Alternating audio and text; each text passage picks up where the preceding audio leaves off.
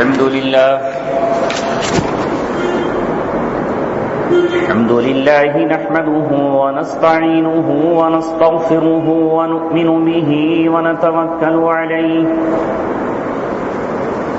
ونعوذ بالله من شرور أنفسنا ومن سيئات أعمالنا من يهده الله فلا مضل له ومن يضلله فلا هادي له ونشهد أن لا إله إلا الله وحده لا شريك له ونشهد أن سيدنا محمدا عبده ورسوله وصلى الله عليه وعلى آله وصحبه وسلم تسليما كثيرا كثيرا أما بعد قال الله تبارك وتعالى في كتابه الكريم والذين يكنزون الذهب والفضة ولا ينفقونها في سبيل الله فبشرهم بعذاب أليم صدق الله العلي العظيم.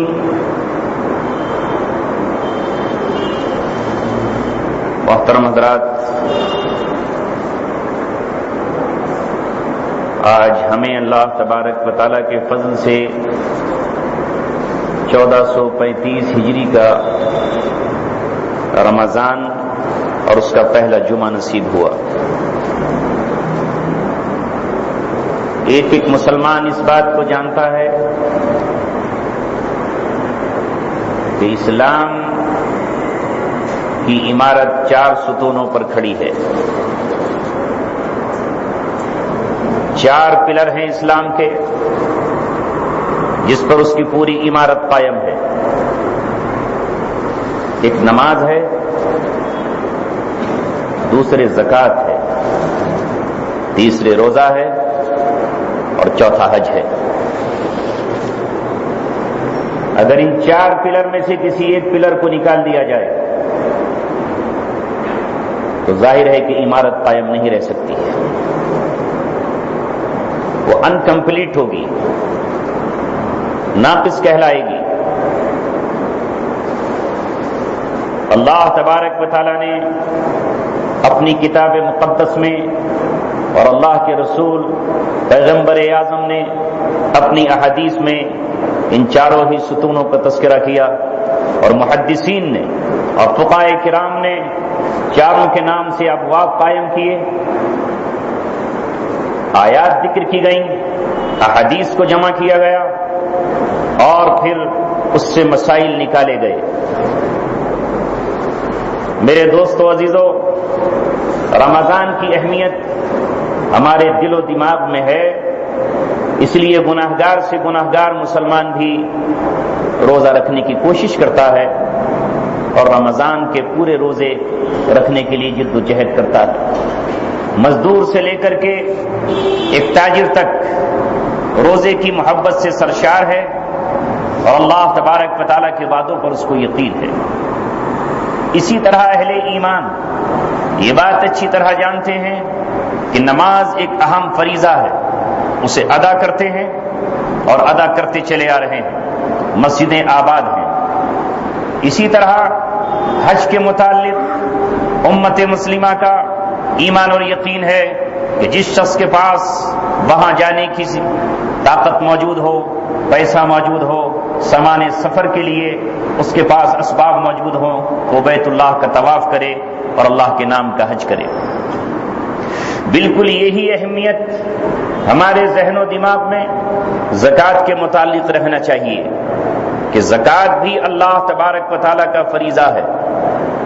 اللہ تبارک و تعالیٰ نے جو ہمیں دین اسلام دیا ہے وہ دین اسلام راہبوں کا دین نہیں ہے، جوگیوں کا دین نہیں ہے، باطل نظریات کا دین نہیں ہے جس میں یہ کہا جائے کہ اسلام مال کے کمانے سے روکتا ہے یا تجارت پر پابندی عائد کرتا ہے یا مال جمع کرنے سے منع کرتا ہے. اسلام سادھو اور سنتوں کا دین نہیں ہے، بلکہ اسلام وہ دین ہے جس میں ایک طرف اللہ تبارک و تعالیٰ کا حق ادا کرنا ہے تو دوسری طرف بندوں کے حقوق بھی ادا کرنے۔ اسلام جائز راستوں سے مال کمانے کی اجازت ہی نہیں دیتا بلکہ اس کی ترغیب بھی دیتا ہے، جس کا ثبوت قرآن مقدس کی یہ آیت فَإِذَا قُضِيَتِ الصَّلَاةُ فَانتَشِرُوا فِي الْأَرْضِ، جب تم جمعے کی نماز سے فارغ ہو جاؤ تو اس کے بعد زمین میں پھیل جاؤ۔ تجارت پیشہ افراد اپنی تجارتوں کی طرف لپک پڑیں، مزدور اپنے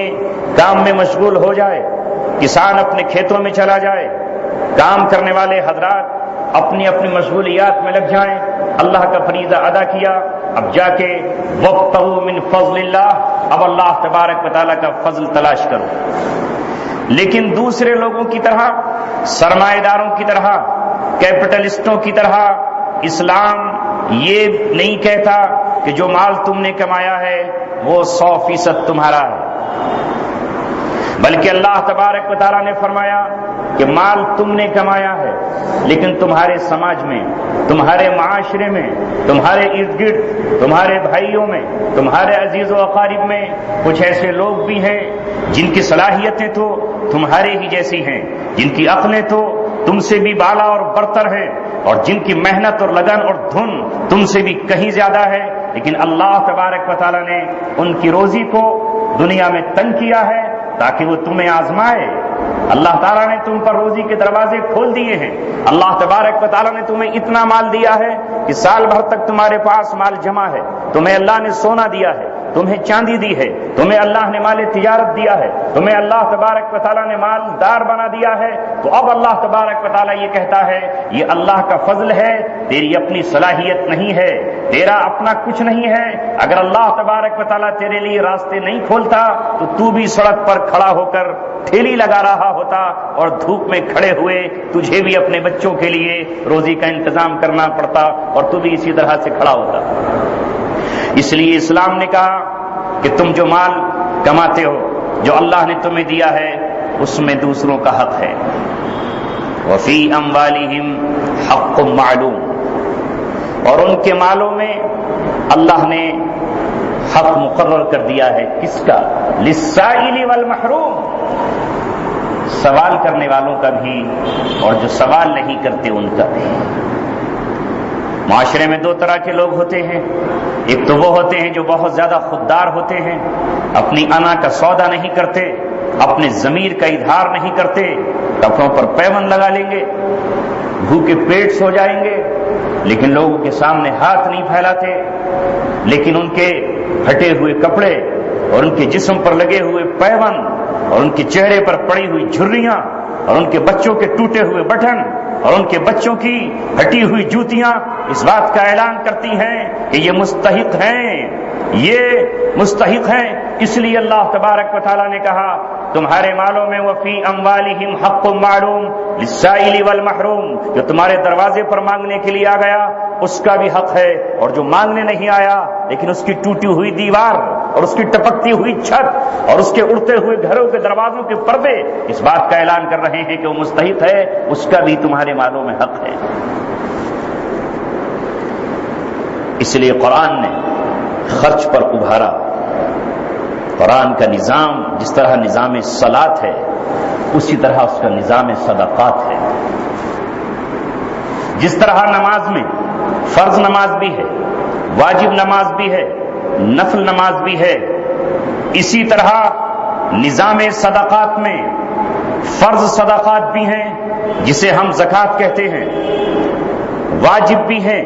جسے ہم صدقہ فطر کہتے ہیں، اور اس میں مستحبات بھی ہیں جسے ہم نفل صدقہ کہتے ہیں۔ فرائض میں کوئی کمپرومائز نہیں، نفل میں اپنا اختیار ہے، جتنا چاہو کما لو۔ جس طرح اللہ تبارک و تعالیٰ کی طرف سے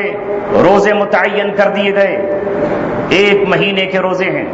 جس طرح اللہ تعالیٰ کی طرف سے نمازیں مقرر کر دی گئی، 5 نمازیں ہیں، اسی طرح اللہ تبارک و تعالیٰ کی طرف سے زکوٰۃ کا نصاب بھی متعین کر دیا گیا۔ فریضۃ من اللہ، جس طرح نماز کے لیے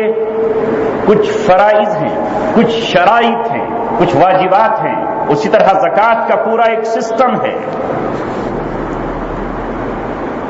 نماز چھوڑنے پر جہنم کے عذاب کی وعیدیں ہیں، تو زکوٰۃ ادا نہ کرنے والوں پر بھی جہنم کے عذاب کی سخت ترین وعیدیں قرآن میں اور رسول اللہ کی احادیث میں موجود ہیں. میں نے سورہ توبہ کی جس آیت کو ابھی آپ کے سامنے خطبے کے بعد پیش کیا ہے، اس میں اللہ تبارک و تعالیٰ نے بڑے دھمکی آمیز لہجے میں اہل ایمان کو تنبیہ کی ہے اور آخرت کے عذاب سے ڈرایا ہے.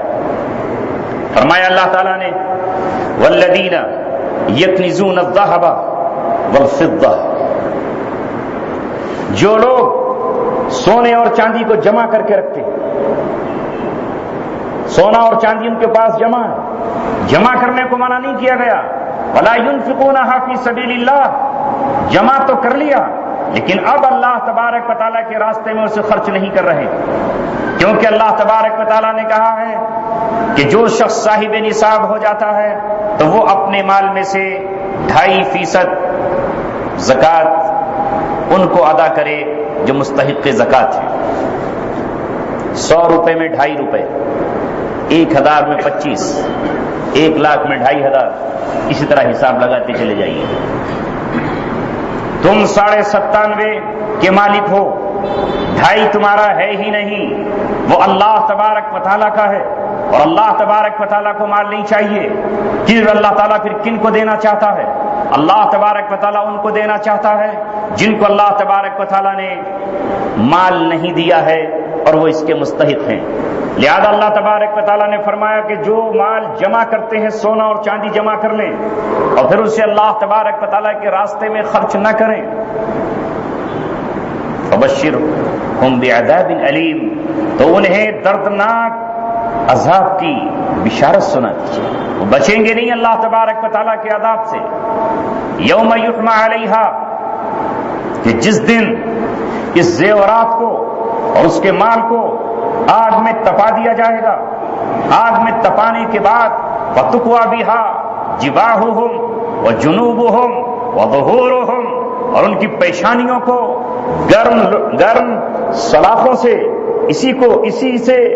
جلا دیا جائے گا، راغ دیا جائے گا، ان کے پہلوؤں کو داغا جائے گا اور ان کی کمروں اور پشتوں کو داغا جائے گا. اور کہا جائے گا هَذَا مَا كَنَزْتُمْ لِأَنفُسِكُمْ، چکھو عذاب اللہ تبارک و تعالیٰ کی طرف سے، یہ اس کے بدلے میں ہے جو تم دنیا میں جمع کر کے رکھتے تھے. علماء نے بڑے باریکی سے بات کہی کہ یہاں 3 چیزوں کا ذکر اللہ نے کیا ہے. پہلے پیشانی کا ذکر کیا کہ اس کی پیشانی، اسی کے مال کو جہنم کی آگ میں تپا کر داغی جائیں گی، اور پھر اس کے پہلو داغا جائے گا، اور پھر اس کے بعد اس کی پیٹھ داغی جائے گی.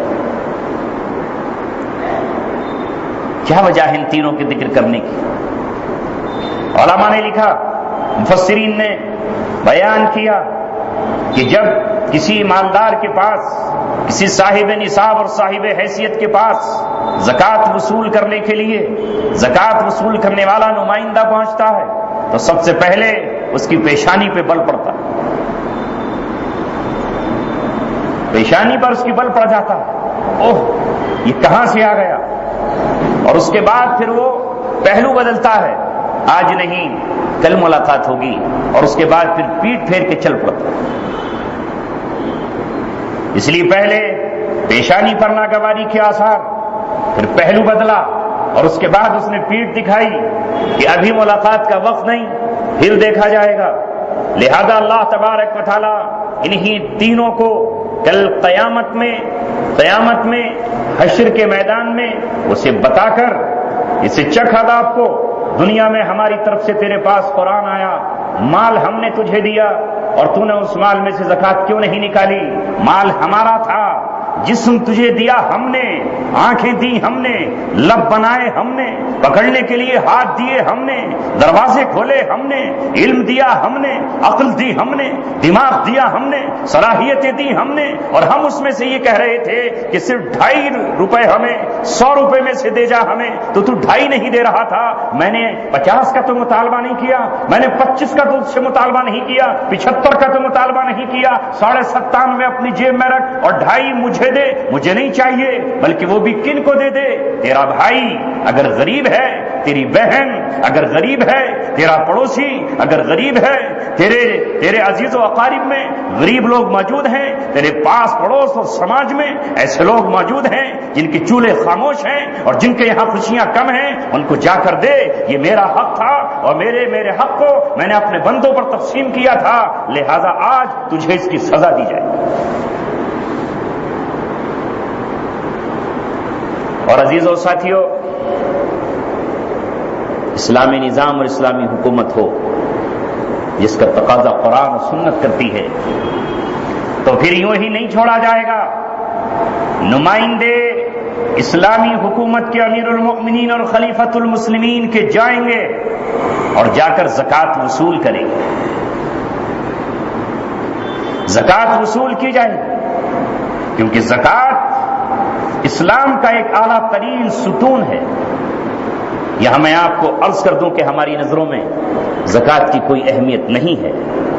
حالانکہ اللہ تبارک و تعالیٰ نے جہاں جہاں نماز کا حکم دیا ہے اقیموا الصلاۃ، وہیں اس سے ملا کر کہا وآتوا الزکاۃ، اقیموا الصلاۃ وآتوا الزکاۃ، تقریباً کم و بیش 80 مقامات پر اللہ تبارک و تعالیٰ نے اگر نماز کا ذکر کیا ہے تو اسی طرح اللہ تبارک و تعالیٰ نے زکوٰۃ کی ادائیگی کا ذکر کیا ہے، روزے کا ذکر قرآن میں 1 مقام یا 2 مقام پر آیا ہے، حج کا ذکر 1 2 3 مقام پر آیا ہے، لیکن نماز اور زکوٰۃ کا ذکر اللہ تعالیٰ نے کس طرح قرآن میں بیان فرمایا ہے، یہاں تک کہ زکوٰۃ کن کو دینا ہے ان کو بھی اللہ تبارک و تعالیٰ نے بیان کر دیا ہے۔ سورہ توبہ کی آیت نمبر 60 میں اللہ تعالیٰ نے بتا دیا کہ زکوٰۃ کہاں دینی ہے، کن کو دینی ہے۔ جس طرح ہمیں نماز کا علم حاصل کرنا ضروری ہے، جس طرح ہم اگر حج پہ نکل رہے ہیں تو حج کے فرائض اور واجبات اور مستحبات کا جاننا ضروری ہے، جس طرح ہم روزہ رکھتے ہیں تو روزہ کن چیزوں سے ٹوٹتا ہے اور روزے کے لیے کون سی چیزیں شرط ہیں اور فرائض میں سے ہیں ان کا جاننا ضروری ہے۔ اسی طرح اس شخص کو کہ جو 7.5 تولے سونے کا مالک ہو یا 52.5 تولے چاندی کا مالک ہو، یعنی 612 ملی گرام چاندی کا مالک ہو، یا ان دونوں کو ملا کر تھوڑا سونا اور تھوڑا چاندی ملا کر دونوں 612 گرام چاندی کے برابر پہنچ جاتے ہوں، ان کا مالک ہو، یا اتنا اس کے پاس مال تجارت ہو، یا اتنا اس کے پاس کیش پیمنٹ موجود ہو، تو اب اسے چاہیے کہ وہ یہ پوچھے کہ کیا مجھ پہ زکوٰۃ فرض ہوئی یا نہیں ہوئی اور مجھے زکوٰۃ کہاں دینی ہے، کس مقام پہ خرچ ہوگی، وہ اللہ نے بیان کر دی ہے، کن پر فرض ہوگی، کتنی ہوگی اور کہاں دی جائے گی، اس کو اللہ نے خود بیان فرمایا۔ لیکن میرے ساتھیوں اور عزیزوں، آج نماز کی اہمیت یقیناً ہمارے ذہنوں میں ہے اور ہونی چاہیے، اس میں کیا شک و شبہ ہے، لیکن زکوٰۃ خالص بندوں کا حق ہے اور نماز خالص اللہ کا حق ہے۔ زکوٰۃ کا تعلق حقوق العباد سے بھی ہے اور حقوق اللہ سے بھی ہے۔ اگر ہر کوئی شخص زکوٰۃ ادا نہیں کرتا تو وہ حقوق اللہ میں بھی کوتاہی کر رہا ہے اور حقوق العباد پر بھی وہ ڈاکہ ڈال رہا ہے۔ جو مال اس کا نہیں تھا وہ اسے اپنا سمجھ رہا ہے، جو غریبوں کا تھا وہ اس پر ظالمانہ طور پر بیٹھا ہوا ہے۔ یہی وجہ ہے کہ پوری دنیا میں ابلیسی نظام اور شیطانی نمائندے کبھی نہیں چاہیں گے کہ زمین پر خلافت اسلامیہ کا قیام ہو جائے یا اسلامی نظام دنیا پر آ جائے، اس لیے کہ جب دنیا میں اسلامی نظام آ جائے گا اور خلیفۃ المسلمین کی طرف سے زکات کے وصول کرنے والے زکات وصول کرنے جائیں گے تو 5 سال نہیں گزریں گے کہ روئے زمین پر ایک شخص بھی بھوکا نظر نہیں آئے گا اور ایک شخص بھی ایسا نظر نہیں آئے گا جو سڑکوں پر بیٹھ کر بھیک مانگ رہا ہو، اس لیے کہ قوم کی اتنی زکات ہوگی کہ اس زکات کو اگر تقسیم کر دیا جائے تو سسٹم اور بیلنس برابر ہو جائے گا۔ یہ خالی ہوائی فائرنگ نہیں ہے، یہ صرف شیخ چلی کے خواب نہیں ہیں، یہ صرف ہواؤں میں گانٹیاں نہیں ہیں، یہ زمین نے اپنی نظروں سے دیکھا ہے اور آسمان نے اس کا نظارہ کیا ہے۔ ابوبکر صدیق کا دور ہو یا عمر ابن خطاب کا زمانہ، علی مرتضیٰ کی حکمرانی ہو یا عثمان غنی کا دور، عمر بن عبد العزیز کا زمانہ ہو یا اسلامی سربراہوں کی سلطنت کا زمانہ، لوگ اپنی زکات کو لیے پھرتے تھے اور زکات لینے والا موجود نہیں تھا، اس لیے کہ زکات کو اس مقام پہ خرچ کیا جا رہا تھا جہاں اس کے خرچ کرنے کا ہے۔ اللہ تبارک و تعالیٰ نے اس پوری زمین کا توازن بنایا ہے، اگر انسان اس کے مطابق اپنی زندگی گزارے گا تو سوال ہی پیدا نہیں ہوتا کہ زمین پر امن قائم نہ ہو اور عدل و انصاف قائم نہیں ہو۔ زکات کی اہمیت کو مزاج نبوت کے سب سے زیادہ سمجھنے والے ابو بکر صدیق نے سمجھا تھا۔ ان کے مسند خلافت پر بیٹھتے ہی ابلیس نے سب سے پہلے جو حلہ بولا وہ روزے کے خلاف نہیں تھا، وہ نماز کے خلاف نہیں تھا، وہ حلہ اور وہ حملہ حج کے خلاف نہیں تھا،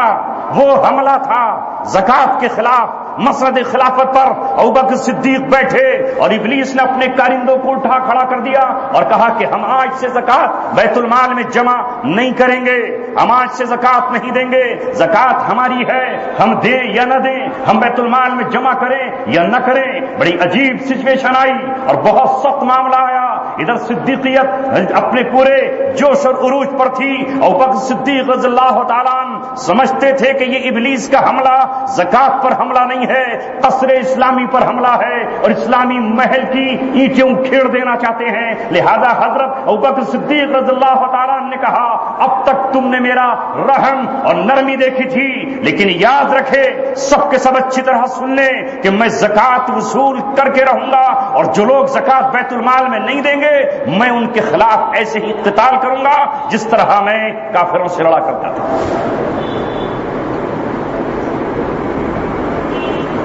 کیوں ابوبکر صدیق نے اتنا سخت اسٹیپ لیا کہ ان کے لیے تلوار سوت کے میدان میں آ گئے؟ ابوبکر صدیق دین کے رمز شناس تھے، وہ دین کے اسرار اور حکمتوں کو جانتے تھے۔ انہیں معلوم تھا کہ مسئلہ بیت المال میں جمع کرنے کا نہیں ہے، مسئلہ یہ ہے کہ یہ تو ایک بہانہ ہے، یہ زکات کا انکار کریں گے، صدقات کا انکار کریں گے، اور دنیا کا اللہ تعالیٰ کا دستور یہ ہے کہ جب ایک چیز ہٹے گی اس کی جگہ دوسری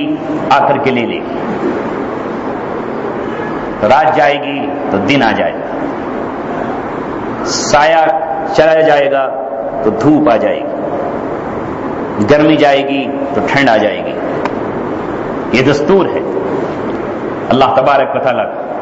ابوبکر صدیق رضی اللہ تعالیٰ عنہ جانتے تھے کہ یہ ابلیس نے حملہ بولا ہے اسلام کے معاشی سسٹم پر، اسلام کی اکانومک پر، حقوق العباد پر۔ اگر آج زکات والا پلر ٹوٹ گیا تو اس کی جگہ سود آئے گا، اس کی جگہ ربا آئے گا، کیونکہ اسلام کہتا ہے کہ اپنے مال میں سے بھی 2.5% نکال کر بطور زکات کے ادا کر دو، اور باطل اور یہودی اور شیطانی طاقتیں کہتی ہیں کہ دوسروں کا مال بھی سود کی شکل میں کھا جاؤ۔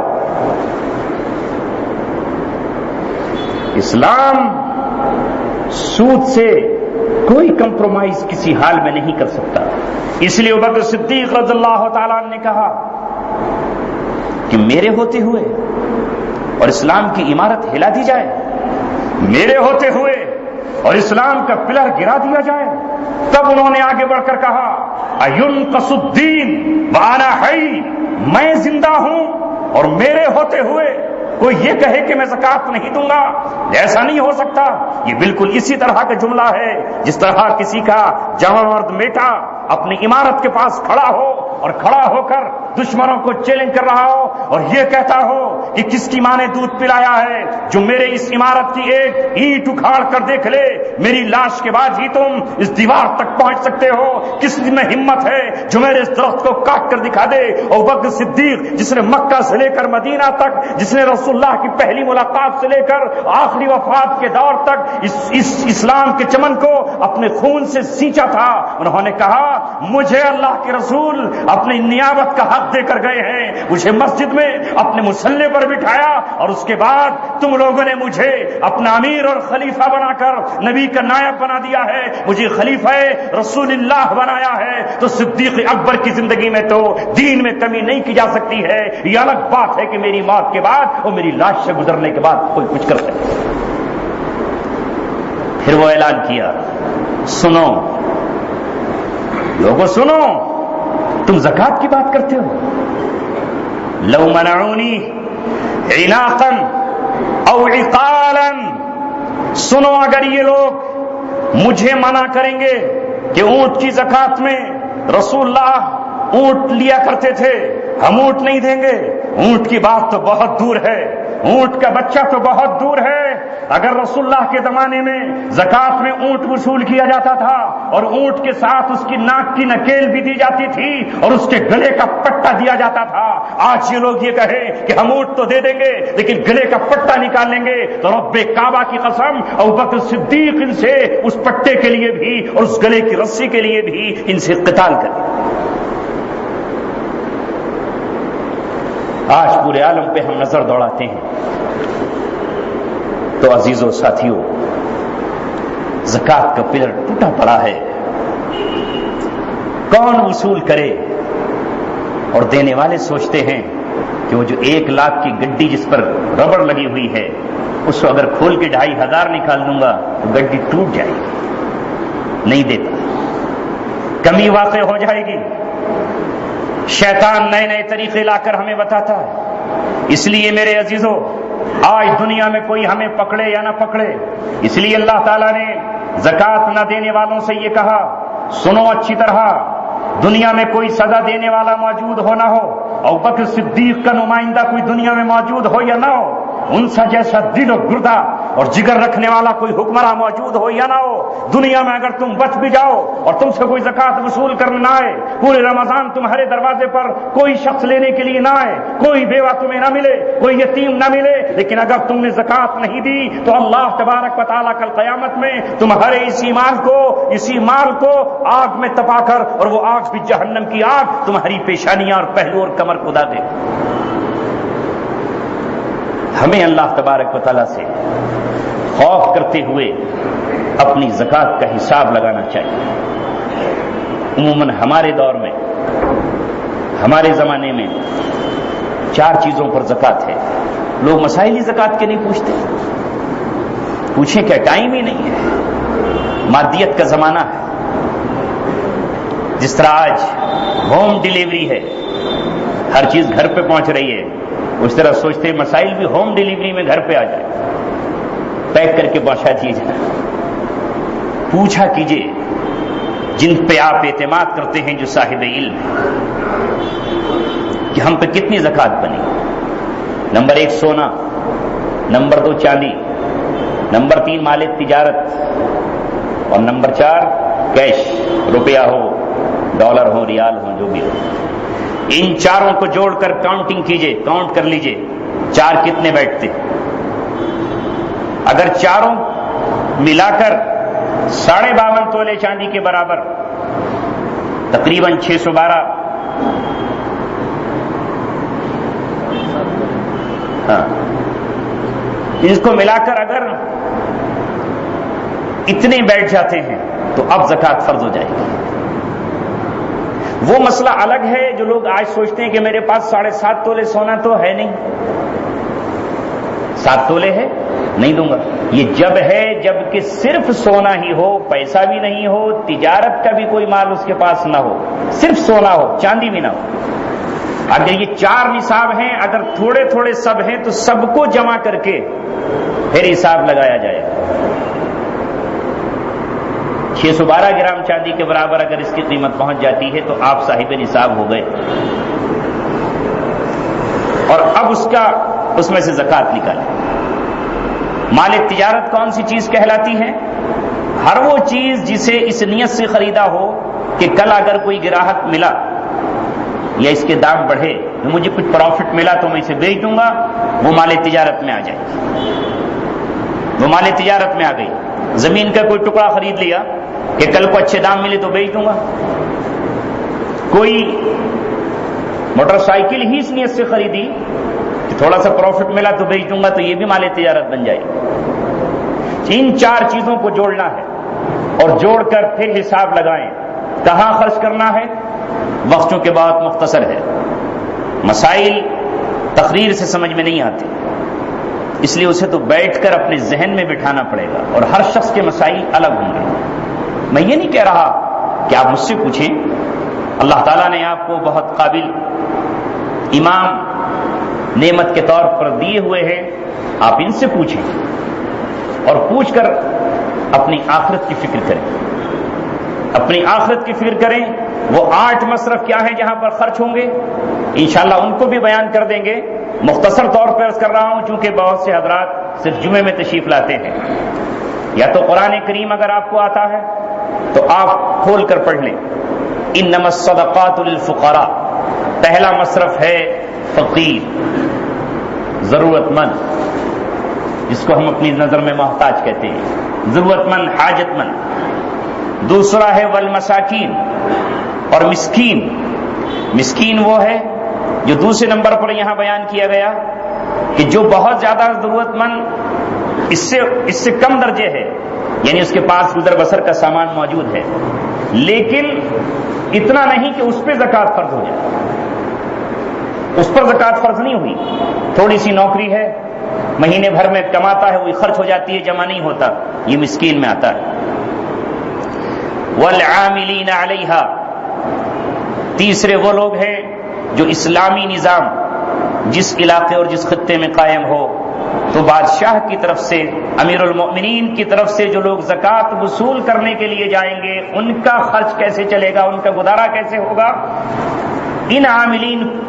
کا خرچ اس زکوٰۃ کی رقم سے دیا جائے گا۔ تیسرا مصرف یہ ہے، اور چوتھا ہے والمؤلفۃ قلوبہم، دل جوئی کے لیے، دلوں میں الفت پیدا کرنے کے لیے۔ ان میں کون لوگ آتے ہیں؟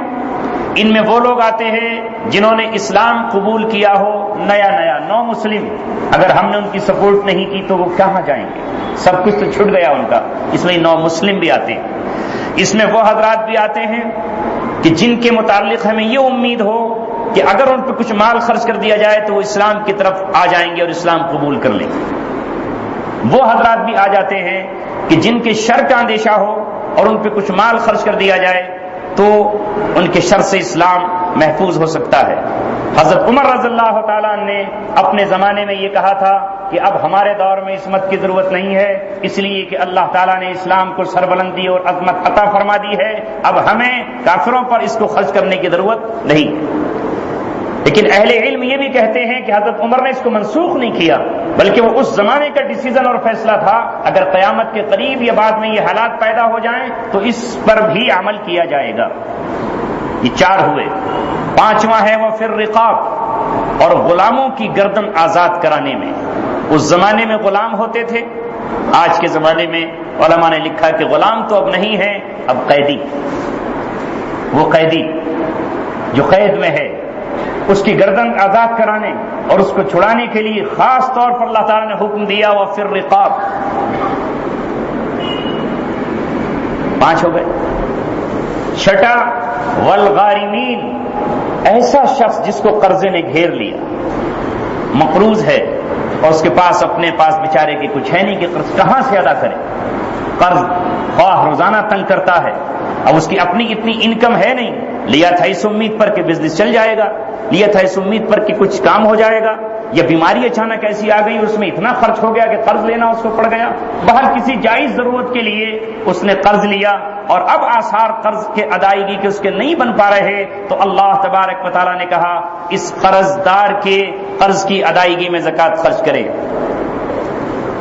ساتواں ہے وہ فی سبیل اللہ، اس کو اللہ نے الگ سے بیان فرمایا۔ یہ وہ لوگ ہیں جو اسلام کے پرچم کو بلند کر رہے ہوں اور اللہ کی زمین پر شریعت کے نفاذ کے لیے اسلام دشمن طاقتوں سے برسرے پیکار ہوں، غازیان اسلام، ان پہ خرچ کی جائے۔ اور آٹھواں مصرف ہے وابن السبیل، وہ مسافر جو بیچارہ سفر میں نکلا ہوا ہے اور اتفاقاً اس کے پاس اب جیب خرچ ختم ہو گیا، گو کہ گھر پہ وہ مالدار ہے لیکن اب چونکہ وہ مسافر ہے گھر سے پیسہ آ نہیں سکتا۔ آج کا سسٹم تو جس وقت قرآن اتر رہا ہے تھا نہیں کہ اکاؤنٹ میں پڑ جائیں گے اور اے ٹی ایم سے یہاں نکال لے گا، وہ تو زمانہ اونٹوں کا زمانہ تھا،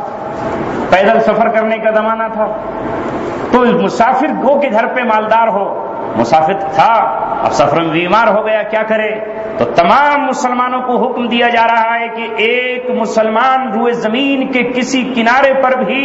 اپنے کو اجنبی محسوس نہ کرے، اسے وہ اپنا گھر سمجھے اور وہاں کے مسلمانوں کو اپنا بھائی سمجھے۔ تم اگر امداد سے اور خیرات اور دیگر چیزوں سے مدد نہیں کر سکتے تو کم از کم اپنی زکوٰۃ سے اس مسافر کی مدد کر دیں۔ یہ 8 مصرف ہیں فریضۃ من اللہ، یہ اللہ نے متعین کر دیے ہیں، کسی کو تبدیل کرنے کا اور کسی کو بدلنے کا اختیار نہیں ہے۔ یہاں یہ بات بھی بطور خاص عرض کر دوں، ٹائم ہو چکا، کہ اس میں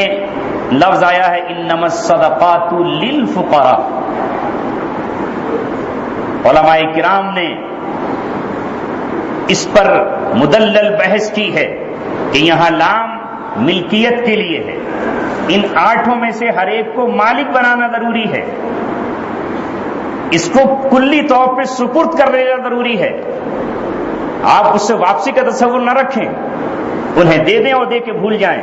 ملکیت شرط ہے، اگر کہیں ملکیت نہیں پائی گئی تو زکوٰۃ ادا نہیں ہوگی۔ یہی وجہ ہے کہ کسی غریب کا جنازہ رکھا ہوا ہو اور کوئی کہے کہ میں کفن دے دیتا ہوں زکوٰۃ کی رقم سے، تو زکوٰۃ ادا نہیں ہوگی، کیونکہ میت وارث نہیں، مالک نہیں ہوتی، میت مالک نہیں ہو سکتی ہے۔ تو بہرحال ان چیزوں کے سلسلے میں یہ چند باتیں عرض کی، وقت ہو چکا، اللہ تبارک و تعالی ہم سب کو قبول فرمائے۔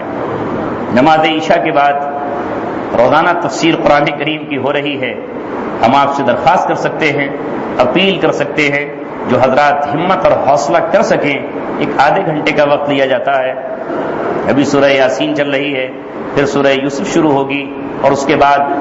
یہ سوال و جواب کا بھی سلسلہ آج سے شروع کر دیں گے، تاکہ مسائل اس وقت کوئی آپ کے ذہن میں ہو یا کوئی علمی بات پوچھنی ہو تو اللہ تعالیٰ ہم سب کو عمل کی توفیق عطا فرمائے۔